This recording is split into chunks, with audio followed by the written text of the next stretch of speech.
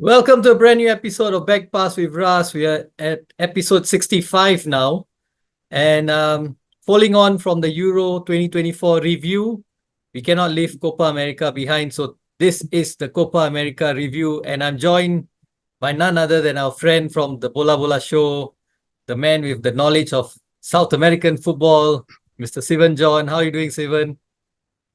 Hey Russ, I'm doing fine. Hope it's all well at your end, and thanks for having me again.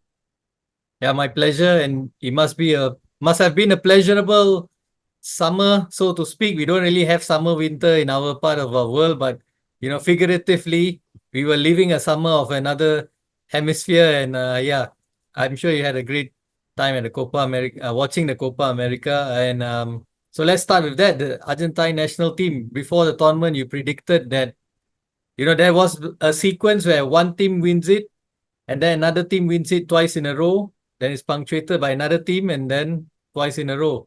So Argentina made it two times, twice in a row again. So well done. Congratulations to Argentina. Thanks a lot. Um, Living a good moment, I would say, for Argentine national team now. Two Copa Americas in a row, and then the World Cup in between as well. They've equaled what Spain achieved between 2008 and 2012. We actually topped better than Spain Okay. because we But won. We won the finalisma. yeah, that's the thing, you see. That tournament is, I mean, at that time when Spain were between 2008 2012, we didn't have that tournament. And I kind of get a feeling that the European teams don't really take it seriously. I don't know.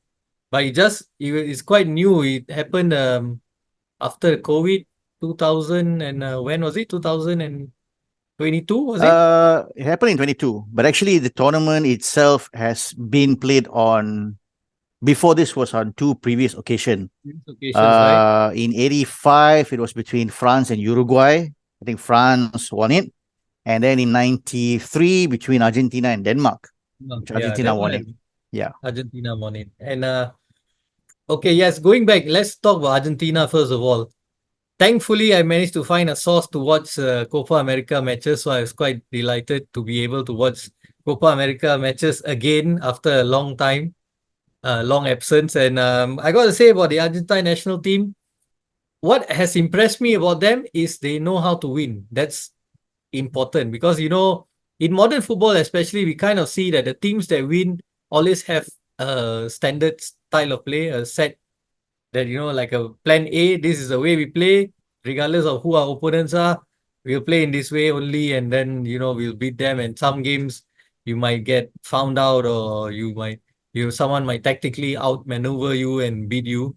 But otherwise, most of the time it's just that plan A and all goes.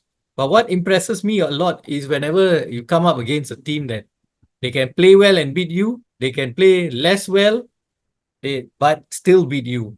So Argentina had that, and I feel that is a more dangerous characteristic and trait of a team than someone who has a plan A and plays it very well. So I think that's something that impressed me about Argentina. Would you say Argentina in this tournament weren't at their best all the way throughout? Depends on how you want to look at it. First things first is you need to remember that Messi wasn't at his best. Yeah. And that kind of had a bit of an impact on the way the team played. But other players stepped it up. Lautaro Martinez stepped it up. And then you had a very solid centre-back partnership between Cuti Romero and Lisandro Martinez stepped it up. Then, of course, when it really matters, you have a goalkeeper that you know for a fact that opponents hate him, but fans of that specific team love him, which is Emil Martinez. Yeah. So, it wasn't really how do I say, an outstanding Copa America for Argentina, but it was a team that knew what it need to be done in order to win the Copa America. And that's, I suppose, when it comes to major tournament, it's what matters because, again, it's been a long season for some of these players. And, with the limitation time they had, trying to, pick things up from where they left off because since beating Brazil in the World Cup qualifier sometime in November last year, we have not had that many competitive games, a lot of low-key friendly matches, including some of which that, Not all the main players were there. There's a bit of changes here and there, a bit of tinkering from Scaloni here and there. But what matters is that in this tournament, everything came together and players did what they had to do at the right place at the right time. For example, like the game against Canada, it wasn't really our best game. In fact, there was a bit of remembrance of what happened against Saudi Arabia in the World Cup. Was it the first game or the semi-final? The first game, the first group game. But only except this time is that we took our chances and we scored them. And we did not allow Canada to score against us because they had a few dangerous occasions, but we managed to prevent them from scoring. So that helped us. And the game against Chile in the second group game, when I look back at that game, it really brought me back flashback memories of what happened in the 2016 Copa America at the same stadium where that match was played. Oh, the final. Yes. Except this time, again, at the right place at the right time, we scored a goal and we took 3 points from that game. And that gave us a little bit of breathing space going into the last game, and which we got that. Once that settled down, then only came the serious part of the competition, which is the quarterfinal.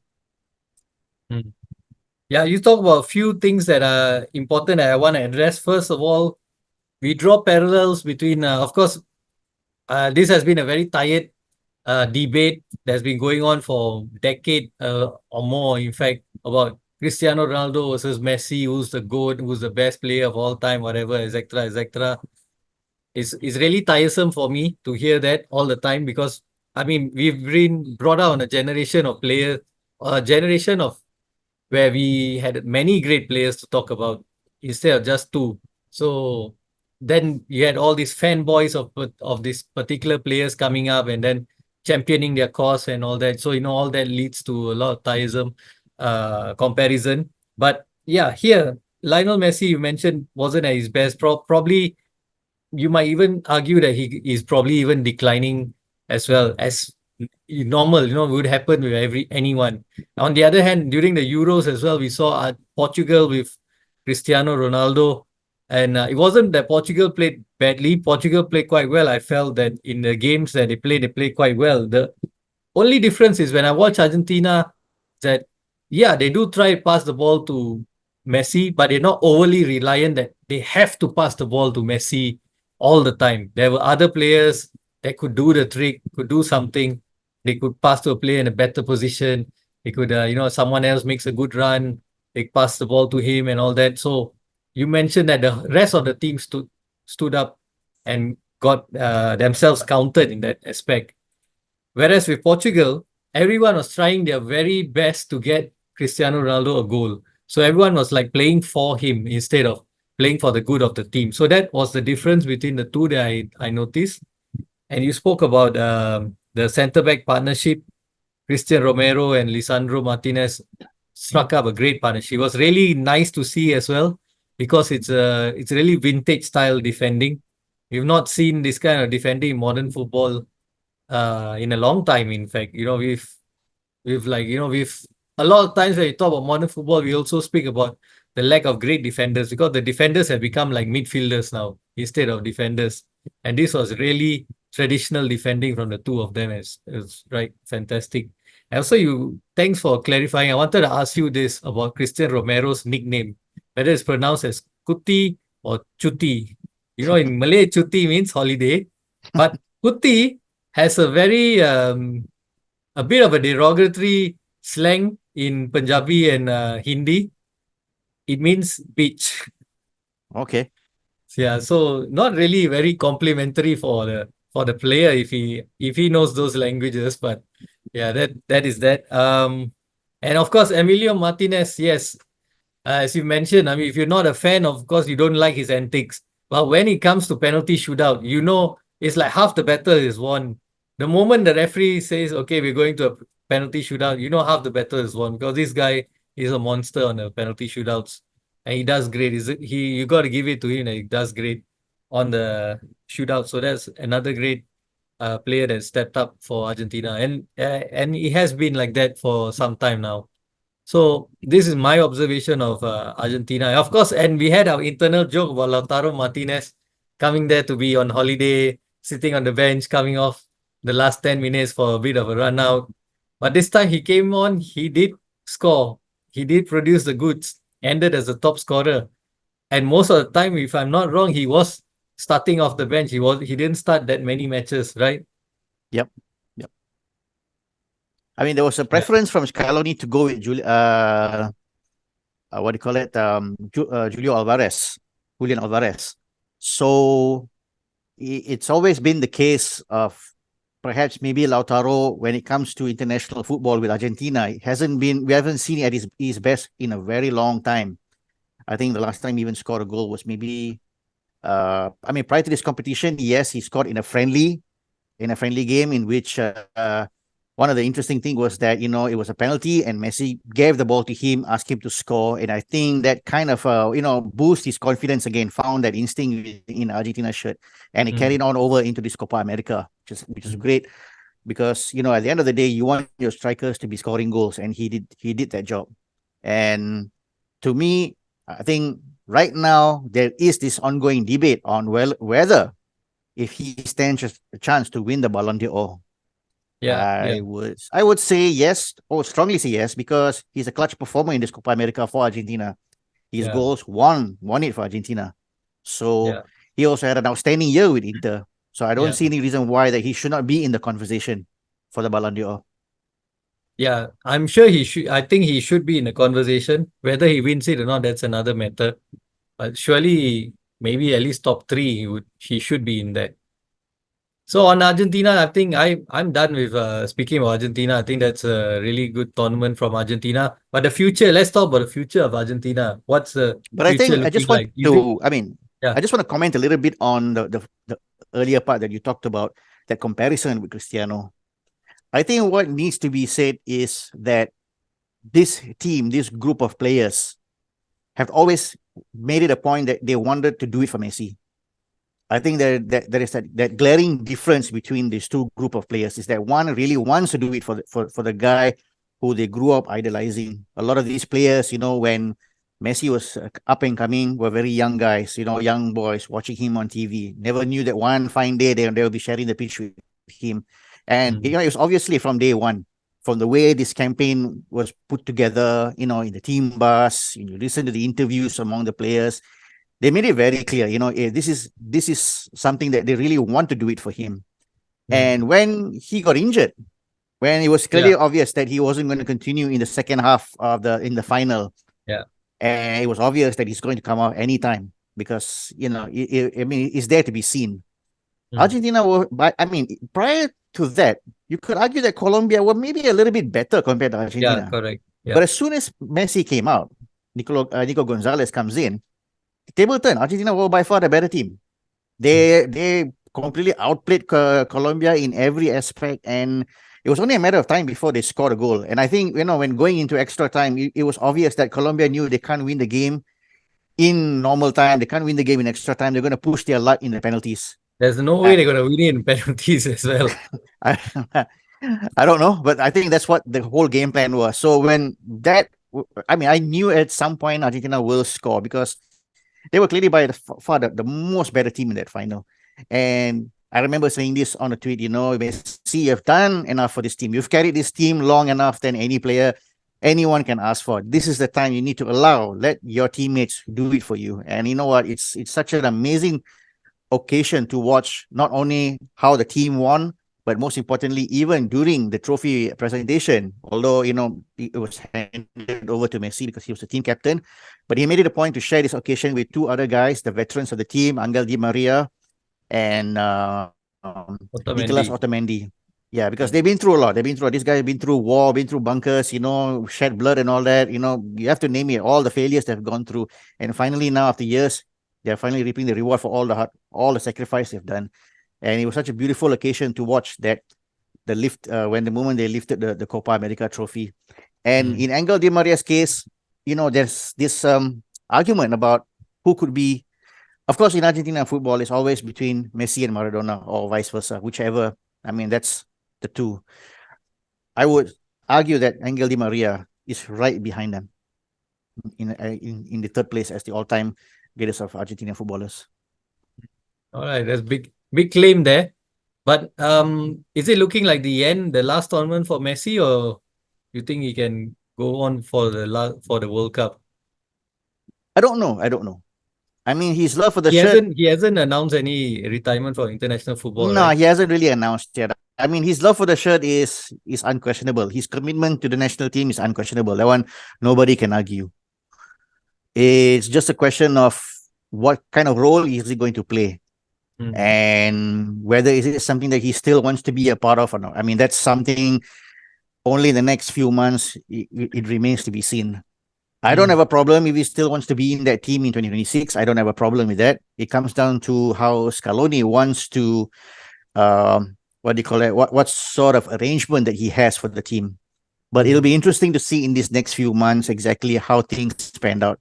I mean, the World Cup qualifier is going to come, and then these are exciting times for Argentina, because even though yes, we are seeing the curtain coming down for one era, but there is a new era coming in which players like Garnacho, Sule, Nico Paz, Barco, and all these other young players might now have more future in this team, with the veterans, quietly stepping out. Okay. All right. So we're done with Argentina. Let's talk about the other teams now. The other teams that probably impressed enough to get into the semifinals and the final in the case of Colombia. Let's start with Colombia. A great tournament. I mean personally I would have thought Uruguay had a better tournament and should have been in the final, but they weren't there. Colombia got it to the final, and they also had their own kind of Lionel Messi in James Rodriguez. He turning back the time and producing the goods for Colombia. I think that was nice, lovely to see. What's your thoughts on this Colombian performance at the Copa America? If you remember in the preview tournament that we did, I think I did mention that Colombia is going to be one of the dark horses, because they came into this competition with a long unbeaten run. The last team to beat them was Argentina. The goal Mm. scorer is Lautaro Martinez. So that tells you exactly, what I mean, what they've been going through over the last 2 years. And the coach Lorenzo is former player, played in the 1990 World Cup final, in fact. And I think what he has done with this group is simply amazing. And to see James Rodriguez after 10 years, probably the next time you're going to see him at his best, maybe in 2034. So, I mean, I'm not surprised to see how far Colombia has come. I'm not surprised. In fact, as I mentioned earlier, in the first half, in the first 45 minutes, or at least in the first 30 minutes, they were by far the most better team in the final. They looked Yeah, like the team that was convincing, played with a lot of more better conviction than compared to Argentina. yeah. They look dangerous. And I do have to agree, and I felt that was the moment. It's either that or somewhere in the second half they were still in it. And then, as you mentioned, I think then the tide turned after Messi went off. But yeah, the Colombian team, any players that impressed you in Colombia? There is one player, Ricardo Rios.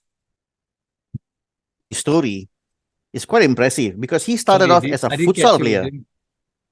Come again? I didn't catch you. The buffering. Okay, how about now? Yeah, okay. Okay. Okay, there's this Ricardo. one player called Ricardo Rios. Oh yeah. His story is quite interesting, because he started off as a Colombian national team futsal player. Oh. He wasn't even a football player to begin with. He started off as a futsal player, and from futsal he made the direct switch to football. I think he played in Brazil for a few years, so then that got the attention of the coach, and he was superly impressive, superly Mm. impressive. And I was like the fact that how he showed that those skills in futsal can be adopted into football, which has rarely been the case, but he did it. So he's one player that I'm really keen to see where does he go from here. Yeah. I think recently he's been linked to Manchester United, if I'm not wrong, or another European clubs. But yeah, that's one player. So from Colombia, let's go to Uruguay. Uruguay, coached by Marcelo Bielsa. Very bit of an untypical Uruguay because, of course, of the coach and his philosophy in the way they play. And of course, Darwin Nunes needed 5,000 chances to score one. So that was one, uh, a bit of a comedy piece. But Uruguay played well. I was very impressed by Uruguay. I thought Uruguay Argentina would be the final, and we could have been in for a very interesting final.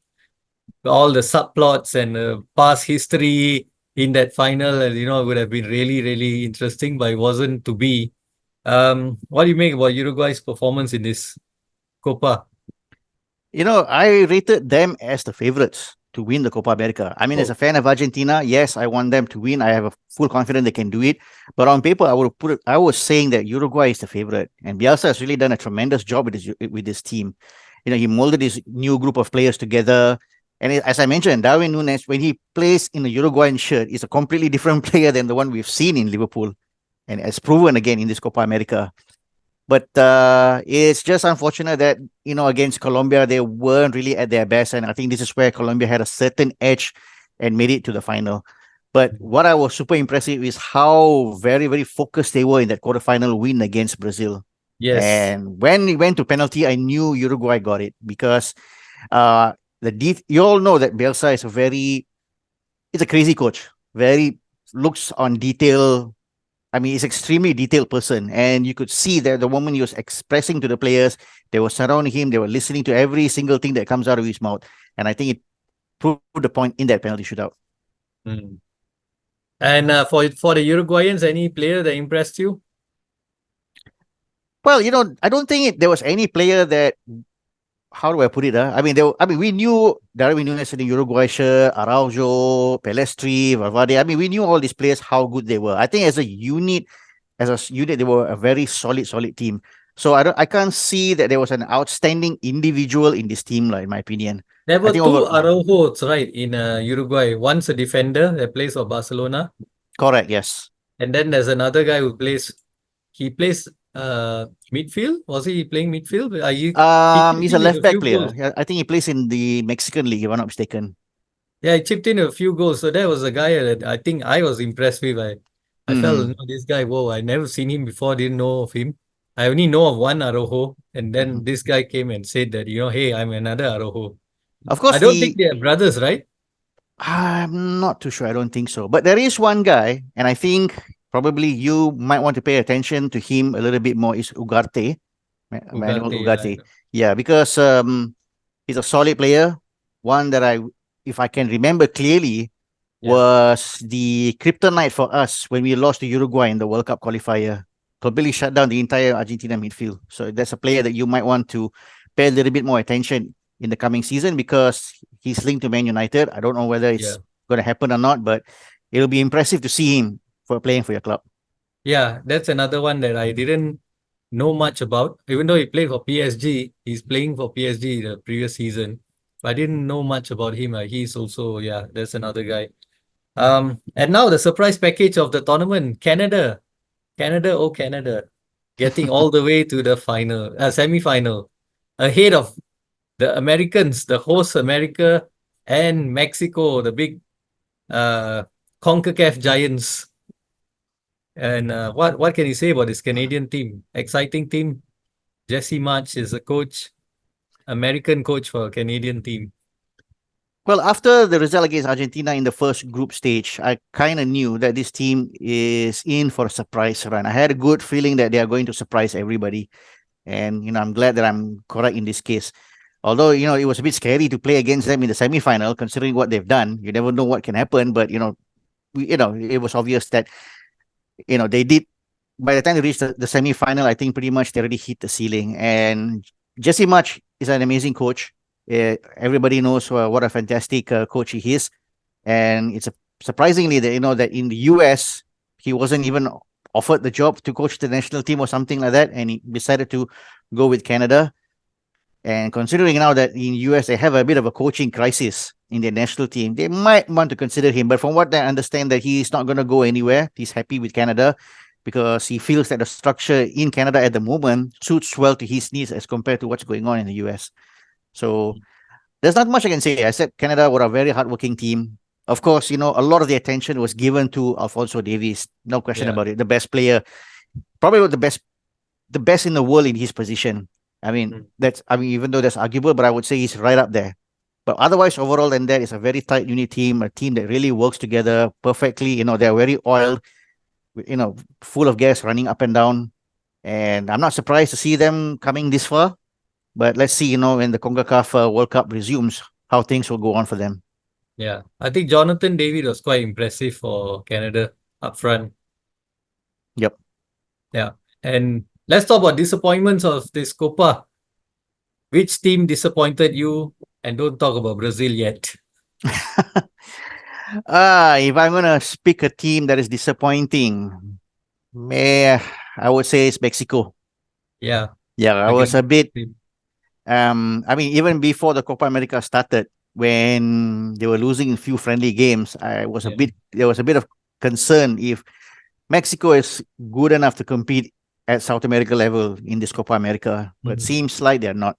Seems like I think with what they have at the moment, it may be good enough for them to become kings in CONCACAF, but just not good enough to do anything outside of it. And I think they have a lot of I don't know what's really the main issue behind this team, but one of the biggest things that I always notice is that they tend to recycle their national team coaches quite often. I think the next coach is Javier Aguero. I'm sure you heard that Oh, name a few times. So yeah. he's coming in for a third stint as a Mexican national Okay. team coach. So that tells you, there is a bit of problem within Mexican football's setup that they are probably good. What do you like what we call in Malaysia, jago kampong. Probably good in their own backyard, but when it comes to outside, things are not just looking so good for them. And I mean, I'm sure they're going to be in the World Cup. I mean, of course, they're going to be in the World Cup as a host, Yeah. but maybe they might get a favorable group stage that can get them out. But I don't see much about where do they go from here, to be honest. Yeah. I think the thing about Mexico is Mexico has always been a team that I kind of fancy whenever it comes to Copa America. I've got a soft spot for them.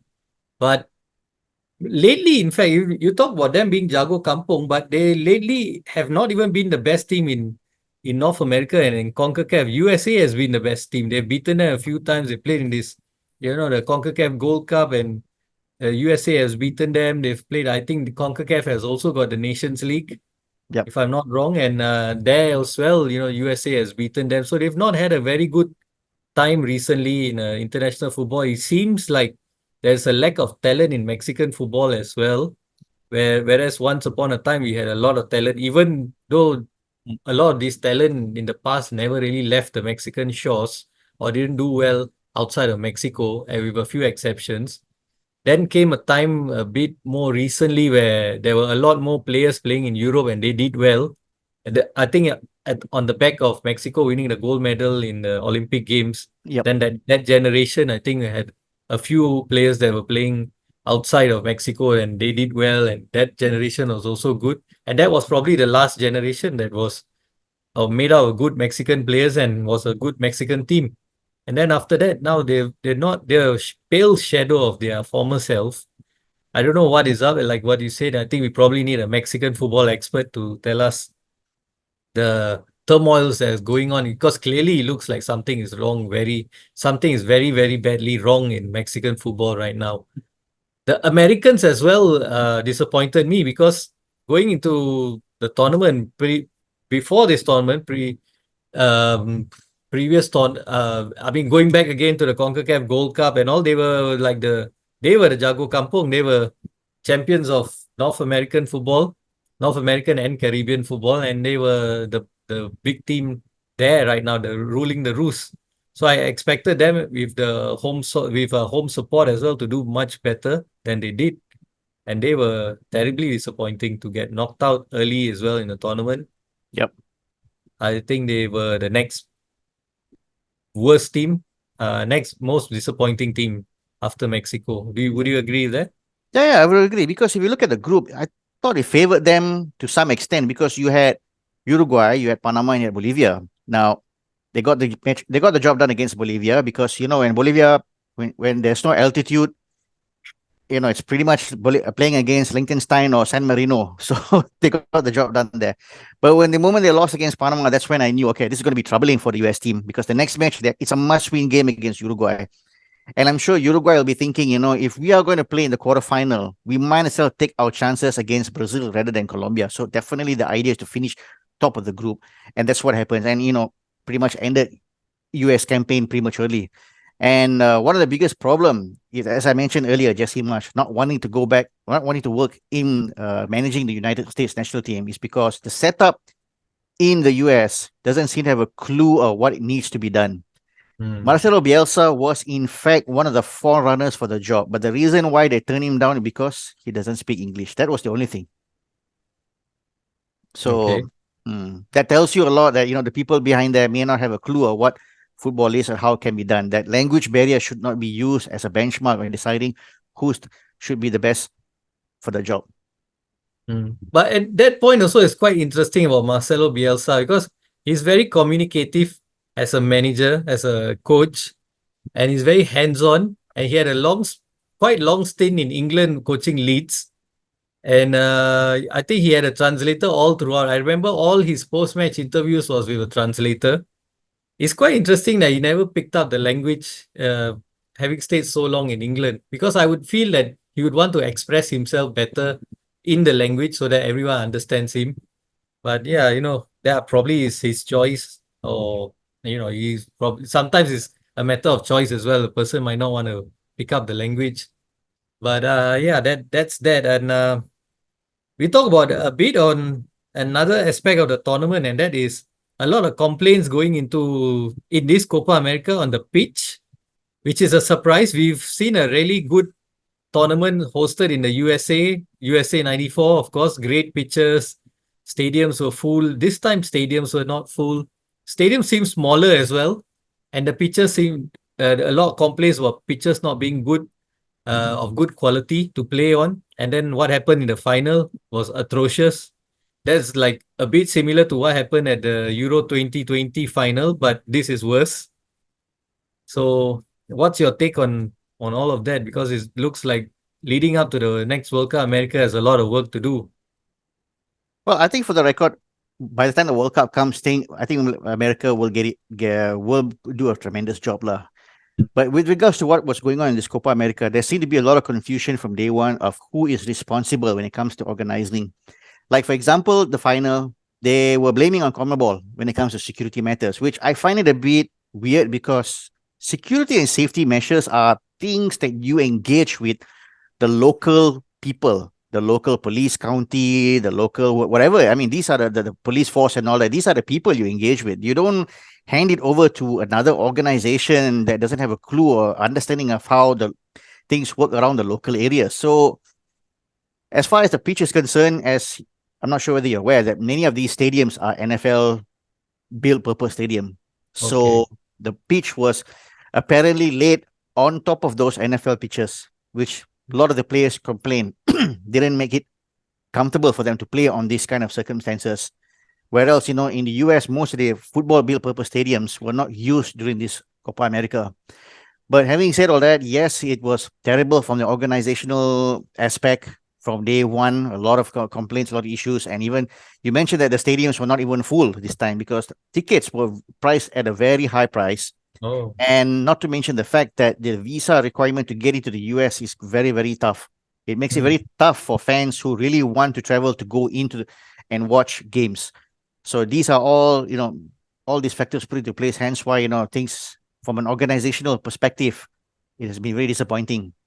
But I'm pretty sure, in 2 years' time, America will get its act together and will put up a fantastic World Cup, as they have always done in the past. Okay.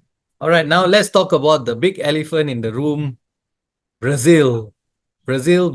What has happened to Brazil? And it has been going on for some time.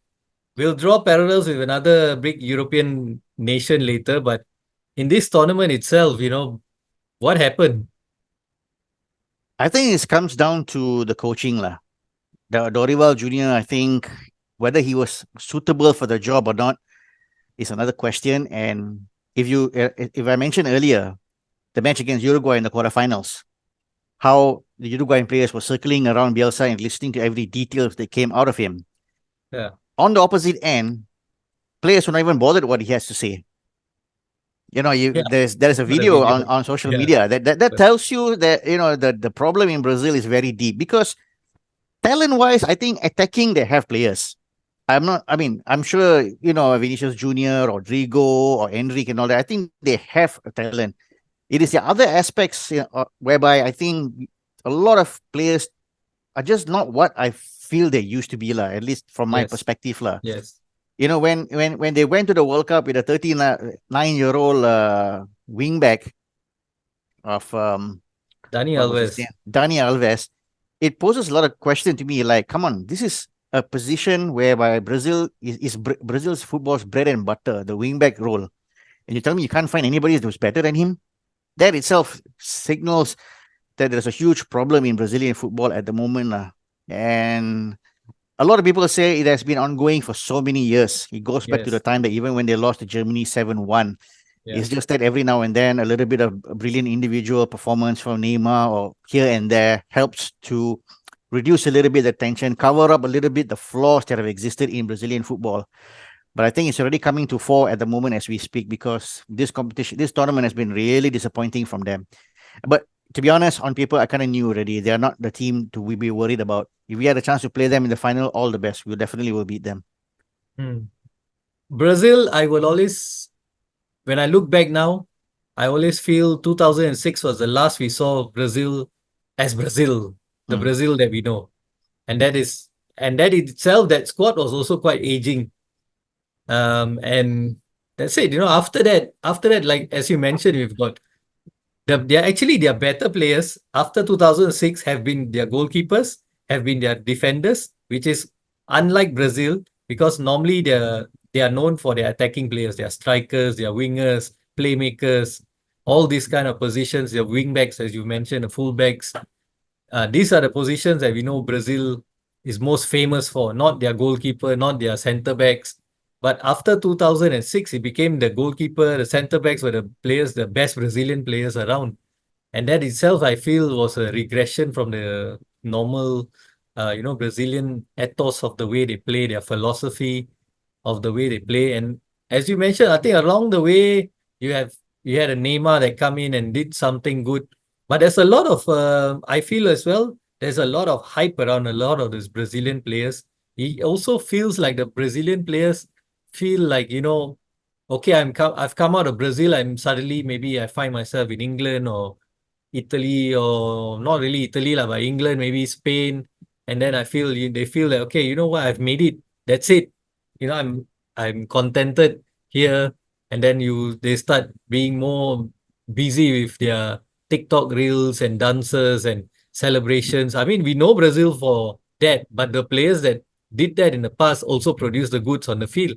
This time it looked like they've forgotten about doing the stuff on the field, and they just more focus on social media and all the other aspects of off the field matters. So it just feels that Brazil has gone in that direction. And there was a comment made by Cafu, don't know whether it's real or not, but he Mm-hmm. mentioned that with more Brazilian players playing in England, they are less likely to win the World Cup, because they'll start believing in the hype that they are the best in the world. So it kind of is true, because there are a lot of Brazilian players that are playing in England that were also in this squad. And it kind of feels like it's all, linking together and it's all making sense. And it's not just a derogatory or rather insulting comment made by Cafu, I mean, just look at their playmaker. Which club does he plays for? West Ham United. That tells you all the problem where the problem is today. Because the Brazilian team in the past that I knew had playmakers who played for clubs like AC Milan, Yeah. had players who played for PSG, had players who played for Fiorentina, played for the bigger clubs. They were right up there among the Barcelona. best. Yeah, Yeah. but times have really changed, and here you have players who are playing for West Ham. You have a central midfielder who's with Newcastle. I mean, it tells you exactly where Kafu is coming from, lah. Not that Yeah. I'm 100% agreement with it, because so many other national teams also have players who are playing in the Premier League. We cannot ignore the fact that they are still equally successful with their national team, just as much as they are doing well in the English Premier League. So, but I can see where I can understand where he's coming from, but I'm not too sure it's something that we can take it as face value, lah. I think Mm. we need to dig in a little bit more deeper. And another thing that needs to be highlighted is the fact that how in Brazil they tend to ignore talent. In the case Oh, of Thiago, who, if you know that his father is a Brazilian. Of course, he Mazinho. grew up Mazinho. Of course, he grew Yeah, up in Spain and all that. He was actually eligible to play for Brazil. Mazinho, in fact, yeah. contacted the Brazilian Football Federation to tell him, this is my son, he's up and coming at Barcelona and all that, it's something that you might want to look into. But, the initial response was that, we're not interested in players from abroad. We have the young talents in Brazil. So, we feel that what we have here is good enough. But can you imagine any national team who, when you have a player like Thiago at your disposal Yeah, and you're saying no to him? yeah. That tells you, just how a bigger issue there is in Brazil. Because Mm, you mentioned players are getting hyped up. And in fact, this has been going on for several years. One of the reasons is that the Brazil national team and the clubs tend to work in tandem to hype up a few young players who may not have reached their peak, who may not have matured well, in order to get them hyped up so that European clubs will come in and sign them for the big money. So mm, that itself tells you, from an administrative level, there's a huge issue there in Brazilian football. mm, And another interesting thing that was mentioned in by this famous journalist by name of Tim Vickery, was a huge expert in South American football. He said mm, that the world's love for Brazilian football pretty much starts with the national team and quite often stops with the national team. Because when you look beyond the national team further, especially with Brazilian football, the clubs and all that, you'll find that it's not really as jogo bonito as you think the national team is. So yeah, yeah. all these are the few factors, if you put together, tells you, the bigger issue that exists in Brazilian football at the moment. Mm. Okay. So now let's draw parallel with the European side of things. There as well, there is another giant that is on past glories, also not living up to its former glories, I would say. And that is my team, Italy. So between Brazil and Italy, who would you say is in a worse state right now? Well, the thing is, I think not trying to put you off, but I think the problem in Italy is far more worse than what's going on in Brazil. As I Mm, mentioned earlier, even though yes, a lot of Brazilian football players are playing in the EPL, but I don't think it's the main reason why Brazil are still not at their best. But the same thing can be said about Italy. I think a lot of their players, I don't know. Nowadays, even if you ask me, the best Italian player that I can think of is Bastoni. I think he's the only one that I can think right up there among the current generation that may have a chance to play in previous generations Italian national team. And we know for a fact that even in Italy, the problem has been going on for a long time. When was the yeah, last time they won a knockout stage at the World Cup? 2006. There you Same go. as Okay. same as Brazil. So who I believe the Prime Okay, Minister of Singapore. not that Brazil has not won since 2006, but similarly, the last great Italian team was seen in 2006. There you go. They never made it out of group stage in two consecutive World Cups. Yeah. I think the Euros in 2021 kind of, I mean, to be fair, they did their part. They won on penalties and all that, but it did kind of, how do I say, cover up the flaws that existed in Italian football, even during that competition itself. It's kind of like, okay, we won the Euro, so we are, kind of back to our best. But as soon as the World Cup qualifiers started, I think you started to see all the old cracks that have been haunting Brazil before the tournament is coming back to surface. And the moment when they didn't make it to the World Cup, I think that's when we knew things are not looking good as they used to be. Yeah. Yeah, that's true. And I mean, with Italy, the case is like since 2006, there's been a also talent wise, there's been a shortage of talent. I've noticed that, the Italian teams that have appeared, they tend to do better in the European Championships than at World Cups.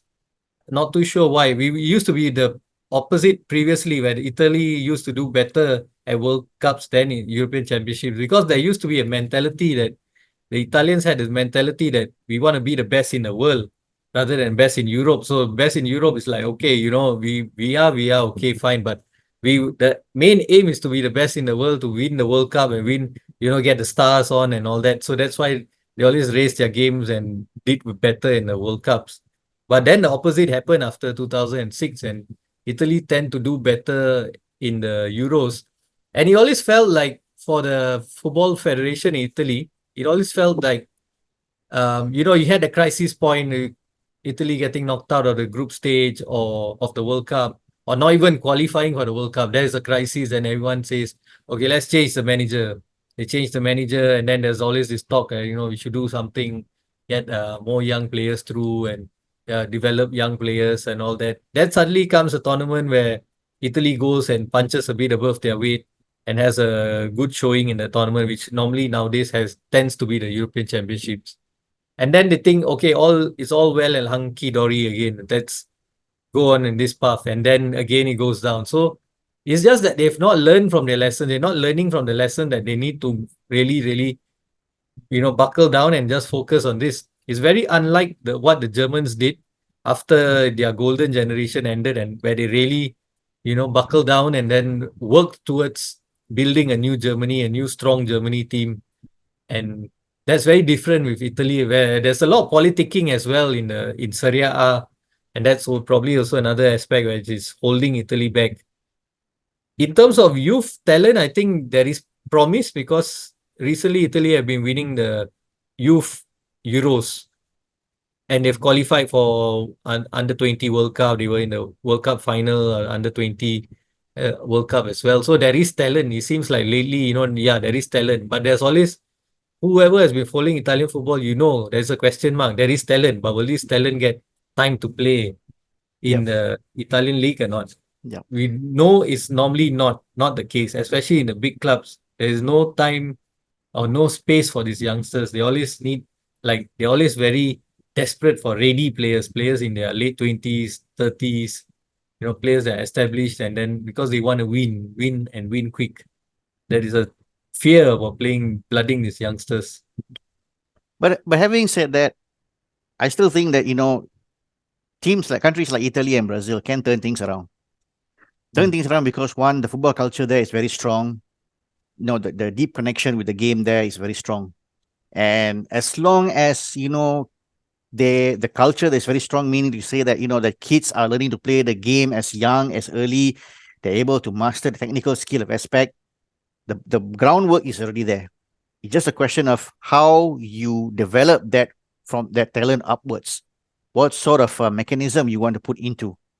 Maybe in Brazil's case, they might need to consider of not allowing players at a certain young age to leave to Europe. Maybe, keep a certain age, let them develop, let them grow, let them learn their trade before they make that jump to play in European football. Maybe in Italy, they might want to do what the Germans did, whereby German football clubs got together and said, we're going to produce young talent, we're going to focus on youth development, we're going to focus on young grassroots and all that. These are the things that they need. They need to do lah. And I think if they put into this, they can turn things around because one, history is on their side, culture is on their side. Just a question of whether the management wants to make this happen or not. Yeah, that's true.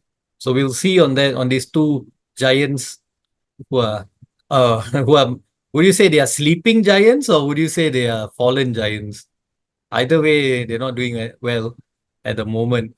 So yeah, before we end, just a quick one. The Olympic Games are going on with football at the time of our recording. Of course, football games have started in the Olympics. Quick memories of Olympic Games. I'm sure you will talk about 2004 and 2008 fondly. Let's go ahead with you.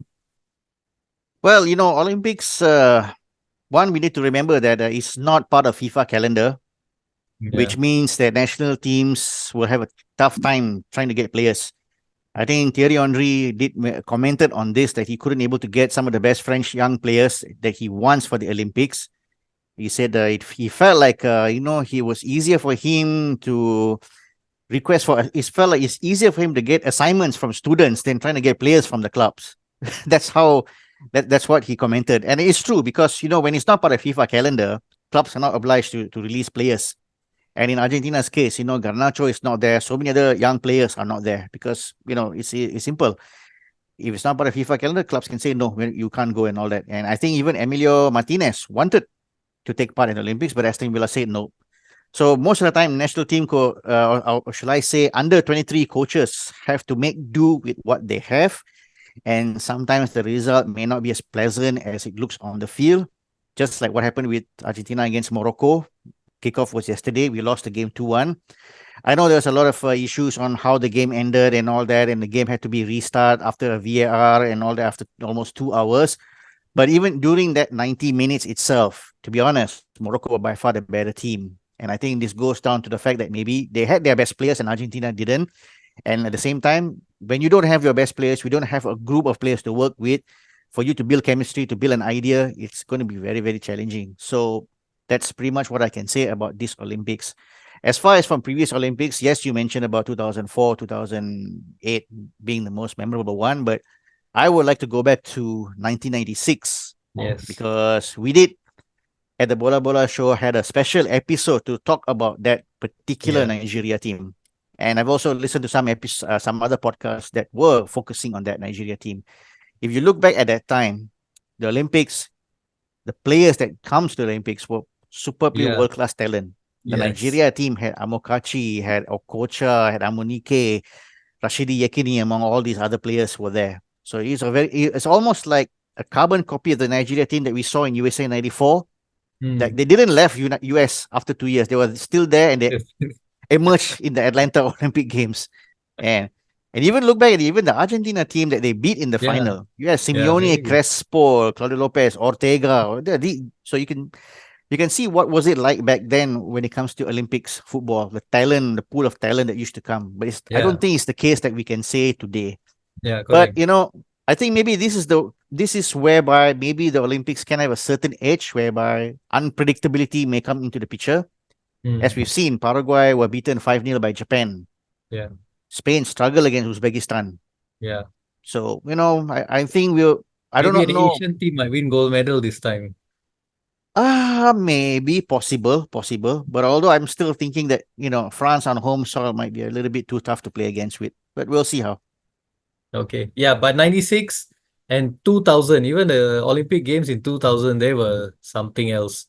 The underdogs winning the tournament, and it's a great teams. Like what you mentioned, I think, that in those days, you remember, you were excited to watch the Olympic Games football because you know the players. And these were great players that were playing, and they were young players as well. I think even in those days was under 23 already. Yeah, but it was. You got the best young players, and then you had the 3 overage players who were from the senior team. And it kind of was like in those days, like, okay, Olympic Games and the Euros were in the same year. So in the Euros, the European teams the European countries that played in the Euros, if they had players that weren't selected for a Euro squad, in the 3 overage players, some of those players could be playing in the Olympics. Yep. And those were normally good players as well. And then, and I feel another reason around it is, I feel there's maybe a bit too much football right now. That is probably why I think clubs are a bit more apprehensive about letting players go. I don't think it's a lot to do with that, because at the end of the day, as I mentioned, it's FIFA recognizes football at the Olympics. There is a recognition there because it is under a FIFA part of FIFA, but it's not in a FIFA football calendar. If you know, throughout the year, FIFA has this football calendar whereby they have these international weeks and all that. So during this particular week, club have no choice, but if the players get called up, they have to release them. They cannot say, no, you're not supposed to go and all that all. It used to be in the past, but nowadays it's not the case. So the Olympic doesn't fall in that calendar. It's outside of it. So, at the end of the day, the clubs got their final say.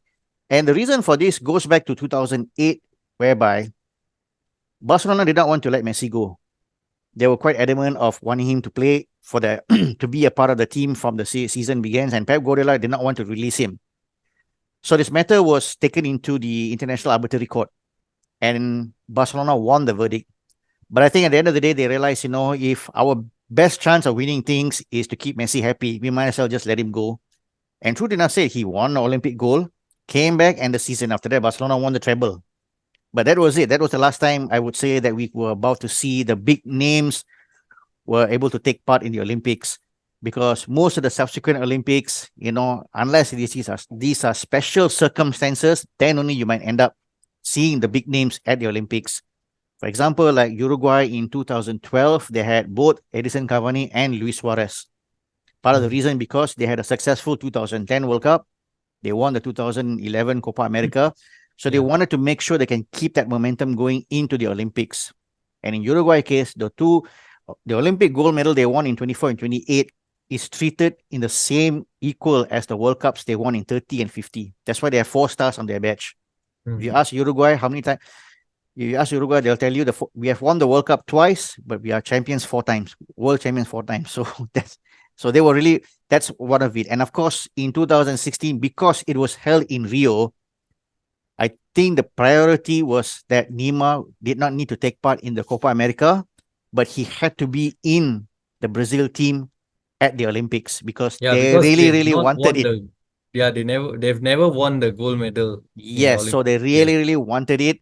And of course, they won the gold medal. Finally, they finally completed their trophy cabinet. Yeah. But otherwise, I think for the most part, we have never seen big, really top stars playing at the Olympics. Yeah, okay. That part I didn't know. I didn't know about that. That there was a change in ruling after a certain point, which is why we've stopped seeing too many big name stars playing. Yeah, okay. So thanks for sharing that, Sivan. So yeah, that's it, man. It's been an interesting summer again, like I said. Best way to describe it, I guess, June, July for us here in Singapore and Malaysia. The Copa America as a whole was a far more exciting tournament than the Euros this time. Euros was completely boring. Can't remember who won the Euros. It was forgettable for me, largely forgettable for me. And so yeah, the Copa America was fun to watch, and I think was a better tournament. Was more exciting, and yeah, it was a good tournament. So yeah, international football is over now. Gonna head into club football soon. We've got the Olympics that we will entertain along the way due to the lack of football, anyways. So some football is better than no football. Yep. So yeah, we'll just entertain that, and then and all the other sports that come on in the Olympics, especially athletics. I'm looking forward to athletics all the time. But yeah, so that's it. That's me, Raz, signing out. Sivan, any last words? No, thank you so much. I mean, you summed it up well. It's been a perfect summer. And in fact, I think it's been a perfect year, 2024, when it comes to football. We had the Asian Cup, the AFCON at the start of the year. And then, of course, we have the Euro, the Copa, and all that.